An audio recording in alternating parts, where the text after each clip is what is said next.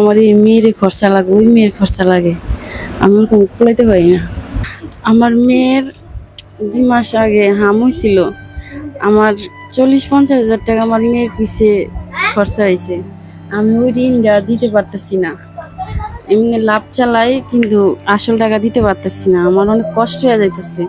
আমার আর্থিক অবস্থা থেকে আমার যে স্বপ্নটা, ওই স্বপ্নটা আমার পূরণ করার কোনো ইচ্ছা স্বপ্নের মতন থেকে যাবে যদি কেউ হেল্প করে, যদি হয়। বস্তিতে 10 বছর ধরে বসবাস করতেছি।